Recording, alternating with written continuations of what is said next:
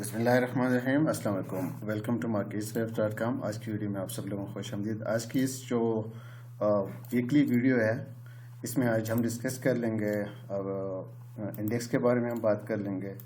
इसके अलावा हम बात कर लेंगे अच्छा स्क्रिप्ट में हम बात कर लेंगे जी टायर के बारे में, और केमिकल सेक्टर से हम बात करेंगे डी ऑयल के बारे में।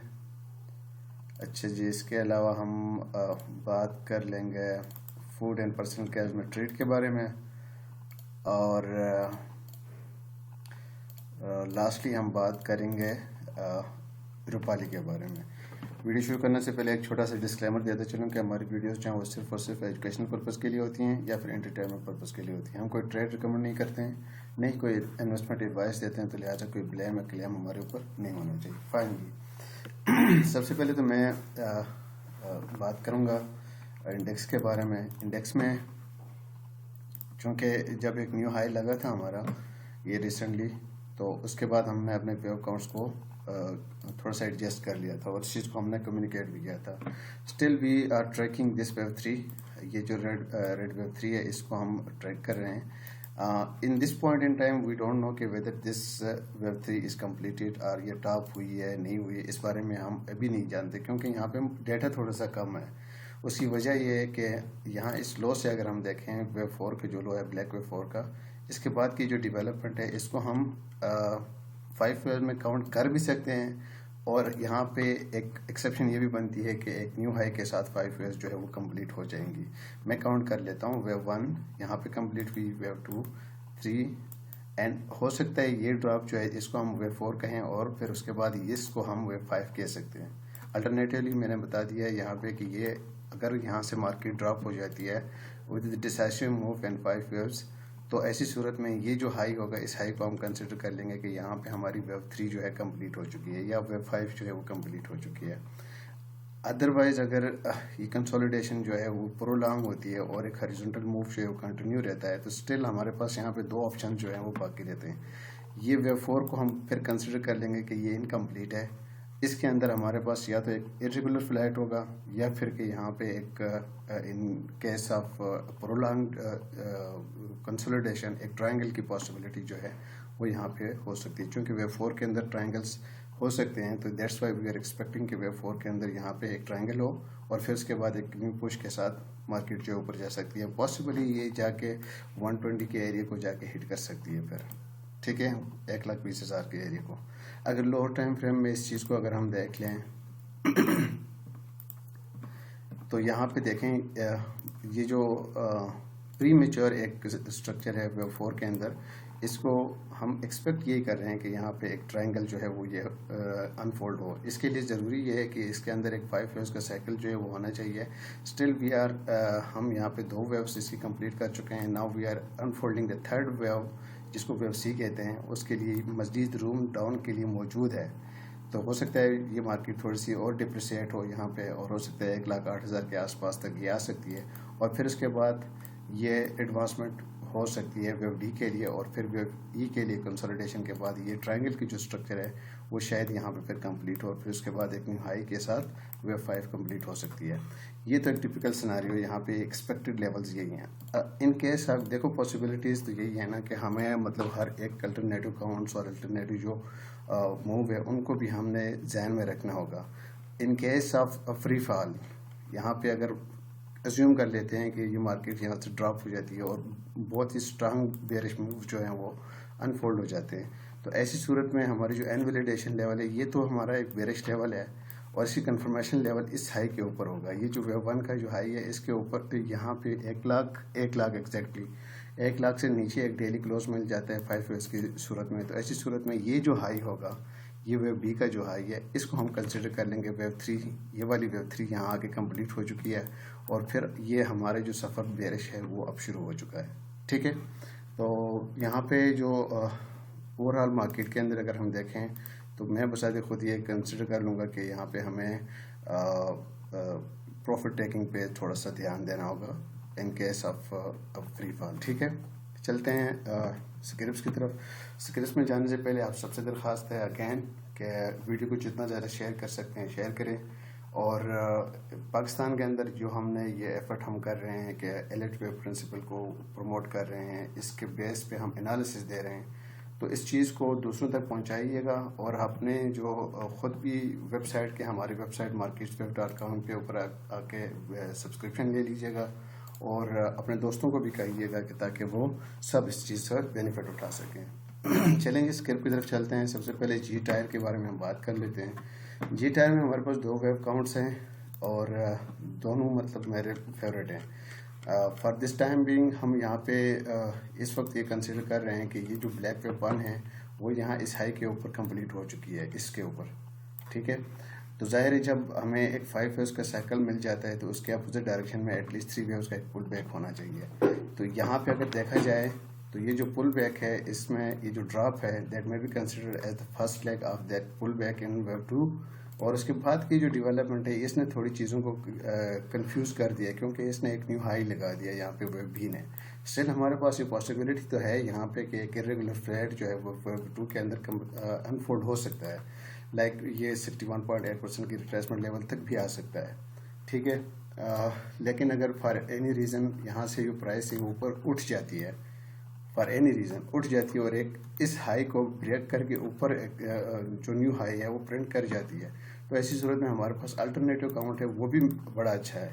इसको स्क्रॉल डाउन कर लेते हैं और यहाँ पे अगर हम देख लें तो यहाँ पे ये जो ब्लैक वेब 1 जिसको हम अर्लियर यहाँ इस हाई के ऊपर कंसिडर कर रहे थे कंप्लीट हो चुकी है।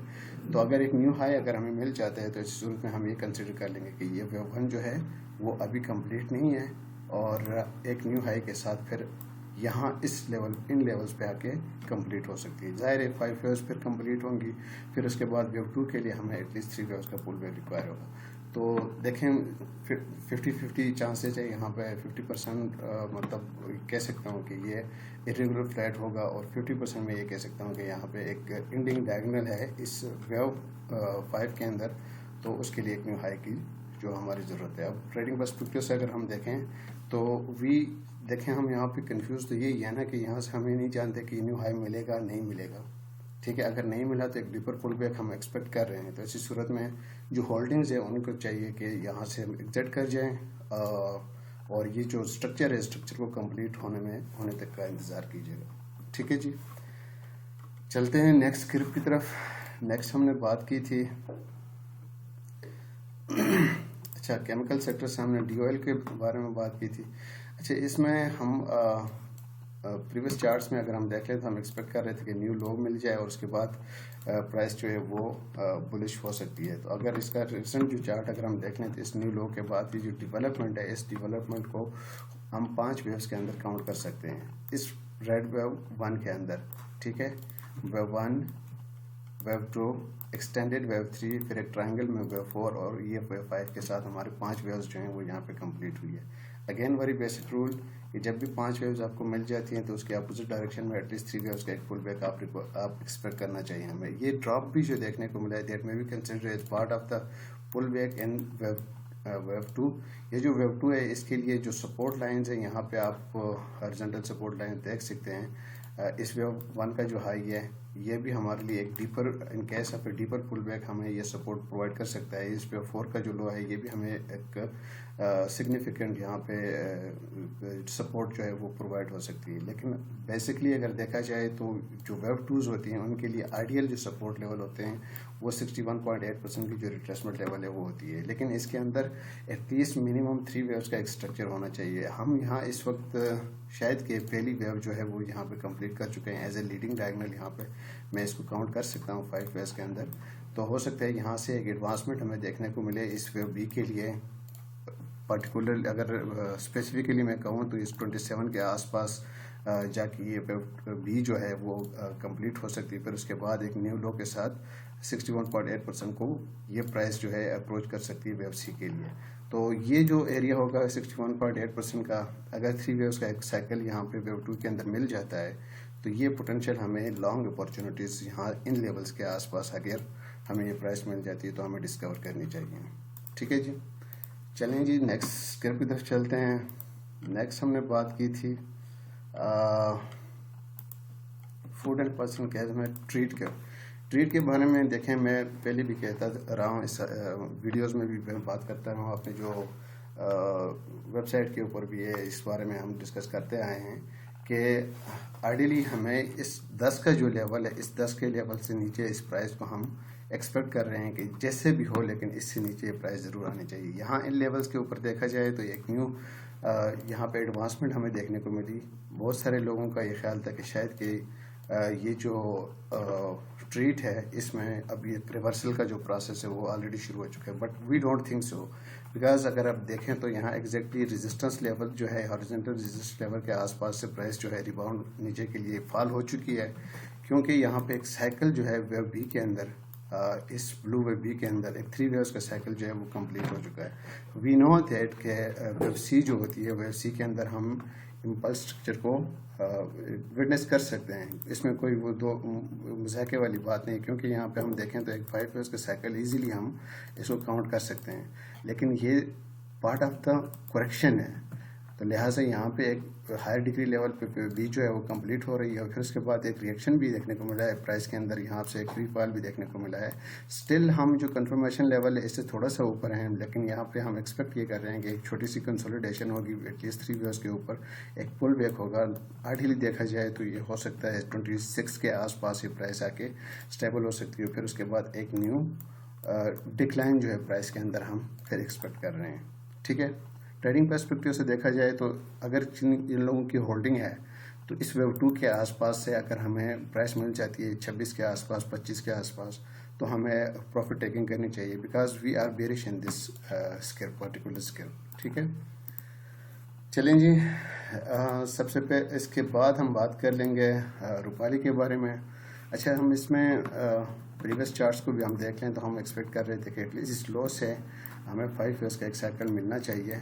तो अगर जो रिसेंट चार्ट है उसको देखा जाए तो इस लो के बाद से 5 वेव्स का साइकिल जो है वो कंप्लीट हो चुका है। इस वेव 1 के अंदर, ब्लैक वेव 1 के अंदर we can count 5 distinctive waves, wave 1, wave 2, extended wave 3, wave 4 and wave 5। यहाँ पे 5 वेव्स जब भी हमें मिल जाती हैं तो जाहिर है उसके अपोजिट डायरेक्शन में एटलीस्ट 3 वेव्स का एक पुल बैक जो होगा उसको हमने एक्सपेक्ट करना होगा। तो we are in the middle of that formation.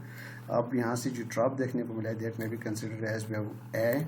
Now एक एडवांसमेंट हो सकती है और वेव बी के लिए, और यहाँ पे कंसोलिडेशन होगी। मैं बसायद खुद ये चाहूँगा कि यहाँ पे एक ट्रायंगल की जो पॉसिबिलिटी है वो अगर हो जाती है तो that will be very great clue, बड़ा एक क्लू होगा, क्योंकि ट्रायंगल जो होते हैं वो वेव बी के अंदर ही आ सकते हैं, वेव 2 के अंदर नहीं आ सकते। लिहाजा वेव बी के बाद हमें एक न्यू लो के साथ वेव सी के लिए प्राइस जो है हो सकते हैं 19-18 के आसपास हमें आके मिल सकती है। 61.8% की जो रिट्रेसमेंट लेवल है उस तक ये प्राइस अप्रोच कर सकती है। ये वो एरिया होगा जहाँ से फिर हमें न्यू अपॉर्चुनिटीज़, जो लॉन्ग अपॉर्चुनिटीज़ हैं, उनको डिस्कवर करना चाहिए। ठीक है, यहाँ पे मैं क्यों चाहता हूँ कि मैं यहाँ पे वेव बी के अंदर एक ट्रायंगल को एक्सपेक्ट करूँ, क्योंकि हो सकता है ये वेव ए जो है इस लो के बजाय यहाँ पे कंप्लीट हुई हो। ठीक है, फिर अगर यहाँ पे इस लो के ऊपर कंप्लीट हो रही थी, इसका मतलब है कि वेव बी के अंदर यहाँ पे अब हमारे पास 5 फेज का एक साइकिल जो है वो इजीली यहाँ पे हम इसको एक्सपेक्ट कर सकते हैं कि वेव बी जो है वो समहाउ यहाँ इन एरियाज़ के आसपास आके जो है वो कंप्लीट हो सकती है, फिर उसके बाद न्यू लो के साथ वेव सी कंप्लीट हो सकती है। ठीक है, तो बहरहाल बॉटम लाइन इसकी ये बनती है कि इस वेव 2 के अंदर एटलीस्ट 3 वेव्स का एक जो स्ट्रक्चर है उसे हमें एक्सपेक्ट करना चाहिए, and we are in the middle of that formation. तो हो सकता है 19-18 के आसपास में भी कि प्राइस जो है यहाँ इन लेवल्स पे आके स्टेबल हो जाए, और यहाँ से फिर हमें लॉन्ग अपॉर्चुनिटीज़ जो है वो दे सकती है। ठीक है, थैंक यू वेरी मच। इसमें मज़ीद मेरे ख्याल में आज के लिए बस इतना ही काफ़ी है। अपना बहुत सारा ख्याल रखिएगा, और आप सबसे अगेन दरख्वास्त है कि वेबसाइट पे जो www.marketsweb.com के ऊपर हमारा जो डैशबोर्ड है इसको एक्सेस करने के लिए आप अपना जो रजिस्ट्रेशन कर दीजिए इस वेबसाइट के ऊपर आके, और उसके बाद अपना जो डिज़ायर मेंबरशिप प्लान है उसको चूज़ करके इस सारे डेटा को आप एक्सेस कर सकते हैं। यहाँ पे आप देख सकते हैं कि आपके लिए सेक्टर वाइज 23 डिफरेंट सेक्टर से 100 स्टॉक्स को हमने चूज़ किया हुआ है। इसके अलावा फंड्स हैं, इकोनॉमिक इंडिकेटर्स है, इंट्राडे का पेज हमारे पास मौजूद है। जो पोटेंशियल अपॉर्चुनिटीज़ है उसको हमने इस लिस्ट के अंदर, हॉट पिक्स के अंदर रखा हुआ है।